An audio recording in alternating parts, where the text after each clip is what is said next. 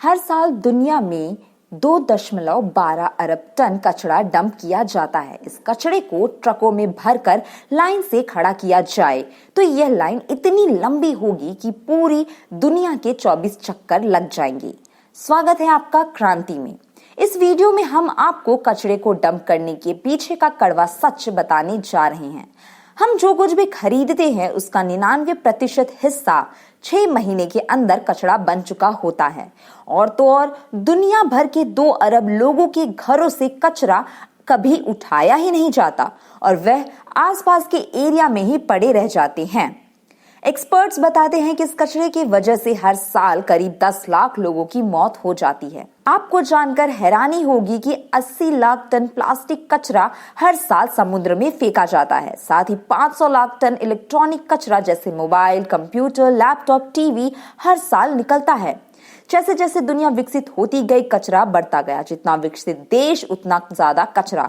जब अमेरिका और यूरोप के विकसित देशों में कचरे की समस्या बढ़ने लगी तो 1980 की शुरुआत में उन्होंने कचरे से भरे पानी के जहाज अफ्रीका देशों में भेजने शुरू किए। इससे वहां बीमारियां फैलने लगी, लोग मरने लगी। पर्यावरणविदों ने इसे पूरी दुनिया के लिए कलंक बताया। आखिर में गरीब देशों में इसके खिलाफ आवाज उठनी शुरू हुई तो बड़े देशों को कचरे के निपटान पर काम शुरू करना पड़ा। अपने कचरे को दूसरों के आंगन में फेंकने की ये हरकतें सिर्फ अमीर देश ही नहीं करते, बल्कि भारत में ही शहरों का कचरा गांव और कस्बों में ठिकाने लगाया जाता रहा है। भोपाल में भानपुरा और आदमपुर छावनी से लेकर दिल्ली के नजदीक अरावली के बंदवाड़ी तक कचरा डंप होता रहा है। तिरुवनंतपुरम के कचरे को विल्लपीसाला गांव से हटवाने के लिए लोगों को लंबी लड़ाई लड़नी पड़ी। ऐसा ही विरोध दिल्ली के रानीखेड़ा गांव से लेकर अहमदाबाद के पिराना गांव और चेन्नई के पेरंगईगुड़ी तक हुआ। भोपाल नगर निगम ने 1970 में भानपुर खंती में कचरा फेंकना शुरू किया। लंबी लड़ाई के बाद 2018 में यहां डंपिंग यार्ड बंद हुआ। कूड़े को लेकर भारत का क्या हाल है, ये देश की राजधानी दिल्ली को देखकर ही पता लगाया जा सकता है।